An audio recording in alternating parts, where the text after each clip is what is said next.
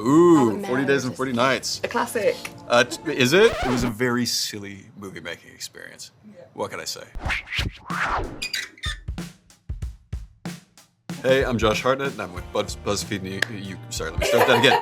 Hi, I'm Josh Hartnett, and I'm with BuzzFeed UK, and I'll be reacting to some of my most iconic roles. Correct. Yeah. Well, you've got many, so this is hard to choose within 15 minutes. Okay, thank you. But off like the top of your head, what are some of your favourite ones that personally stand out to you? You know, I don't know. People come up to me and talk to me. I've had lots of different great experiences making films, and I don't really go back and watch my movies, so it's not like for me, it's not the audience point of view or like whether they liked it. It's what I experienced while making it. I had a really great time making Virgin Suicides, Lucky Number Slevin.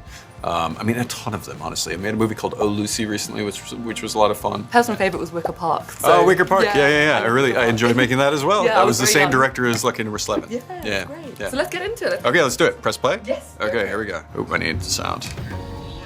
So do you recognise the scene? I do recognize it. I remember filming it.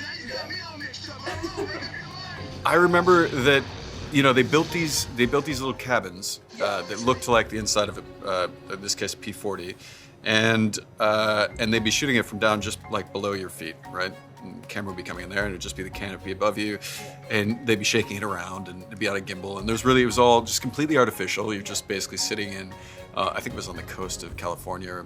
No, we were on the coast of Oahu, in Hawaii, which was beautiful and really hot. Then we're just saying our lines on our own because we couldn't hear each other, and then just shaking around like, you know, like an old school, like watching Jimmy Stewart drive in Vertigo. Like it all was very, very false. But then trying to make it as much fun and organic as possible. Yeah, I mean, it works out. I haven't seen this movie since it came out. So we had to watch it in school. So in school? Yeah, they made us watch it in school. Okay, all right. So well, I'm going to say whoa. first off, this is not a historically accurate film. So whatever your teacher was smoking, he needed to stop. I have no idea, Yeah. honestly. Let's go into the next one. Okay, let's go to the next one. This was like probably really deep into filming, so we'd already spent a lot of time working on this, and Killian and I had become friends by this point, and so it was fun to kind of go back to the very beginning. And this is clearly the first scene that my character's introduced in this movie. You know, I had so much fun playing Ernest Lawrence, but mostly for the sort of backstory and learning about this character that was such a huge influence on the 20th and 21st century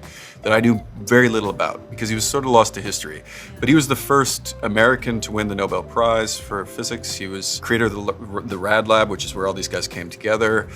He was the one that set, as it says in the film, set Oppenheimer on the course to do the atomic bomb in New Mexico, and he was running all these different kind of labs simultaneously over the course of World War II. So he was an incredibly interesting and buoyant character. And basically my task was to kind of juxtapose my character to Killian's character. But reading about him was kind of the most fun part of it. I mean, I obviously loved working with Chris and loved working with Killian and all that, but it was really just learning about Ernest that was so much fun. I read online, apparently you've really wanted to work with Nolan for like a long, long time, and apparently you were in the lineup to be Batman possibly like years and years ago. I don't know how correct that is. We met, but that wasn't something I was interested in. I wasn't interested in playing superheroes. I met with him about that, but I really was interested in the next movie that he ended up doing. I realized at the time, like, I made a mistake not kind of being more, I don't know, just like more open to the possibility of doing anything with him because I knew what a brilliant filmmaker he was. Nowadays, I'm much more interested in the kind of process of making film with these directors. And don't worry about the actual character. I'll figure that out. That's what an actor's supposed to do anyway. Oh, yes, Sin City. So again, haven't seen this in God knows how long. Robert Rodriguez directed me, or actually cast me in my first film. And I was cast for another film at the exact same time, and they were both the same company, so I had to shoot both simultaneously. But The Faculty was the first film I was cast for, and I was not an actor. I was not prepared for that audition. I didn't know what I was doing. And I asked Robert afterward, like, why did you cast me? I didn't even know the lines in the audition. And he said, well, I think precisely because you didn't know the lines. You were too cool to figure it out, to do the work. And he was like, that's the character I wanted in Zeke. And I was like, oh, interesting. And I said, listen, man, if you ever want me to do anything, I'll come in and I'll mop the floors, like whatever you want. So he called me for this scene here. I wasn't supposed to be in the film. It was just a test that we did to convince Frank Miller to give Robert the rights to make the film. So he called me. He asked me to come down to Texas. We shot this in one day. Frank was there. Frank loved the test, what he saw, this scene. We went out to eat some dinner, and he said, Robert, you can make my film. And I was like, great, you guys have fun. And I went off and shot something else.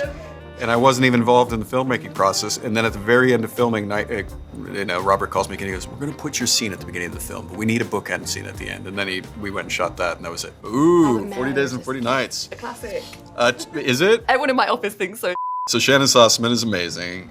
This is the notorious flowers scene. What can I say? Like, we shot this directly after shooting Pearl Harbor. I liked the idea at the time because there were a lot of like sex comedies coming out, and they were all raunchy and over the top. I liked the idea of doing the opposite, an anti-sex comedy. It was being sort of touted as something that would be possibly interesting to the audience, and we didn't realize what a kind of weird phenomenon it would become or how much people would kind of make fun of the scene. But it was an interesting experience making it, and I love Shannon. She's incredible. It's the first time I've seen any of this in 20 years. Really? Oh, this scene like still lives on though. What are like some memories from filming this? I think Shannon said at the time, I don't think that would ever happen in real life. And I was like, yeah, well, it's a fantasy. It was a very silly movie making experience.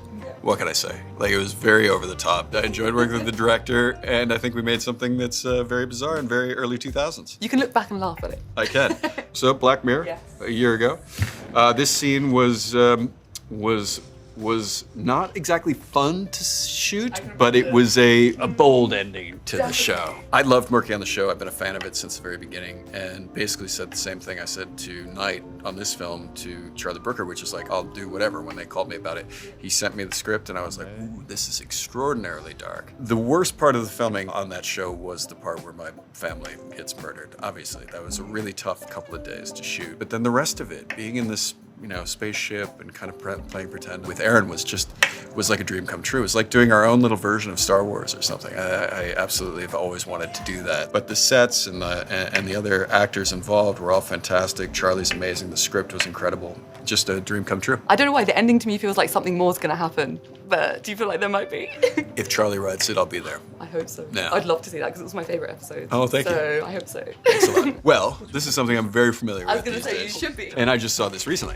So we saw it with an audience last Wednesday in New York. We saw a 1,000 seat theater, and the reaction amongst the crowd was so intense. It's just you could feel the ripples of the audience. They were simultaneously so excited for the character to get away, but also kind of wanted to get caught, and they were really wrestling with it, and there was so much nervous laughter, and there were some genuine guffaws, like huge laughs, and it felt like we just did exactly what we'd hoped to do, which was take people on this antagonist ride. The bad guy you aren't supposed to root for, make them sort of love him, and then obviously flip the script a little bit. I was very, very happy with the way the audience reacted. And I hope that audiences react to this in their theaters in the same way that I experienced just last week. I gasped. I did Oh, everything. good. That's yeah. exactly what we want. We want it to be like a real emotional roller Oh, I coaster. did. Trust me. I also loved the Kid Cudi cameo. I know you have a good relation with him. Yeah, we have a great Which is really relationship. cool. Yeah. Like, how Yeah. did that come about in the film? Scott always wanted to work with Knight. When he came, he had just heard that I was actually in it, so he auditioned for Knight a couple of times. Then Knight cast him as this character,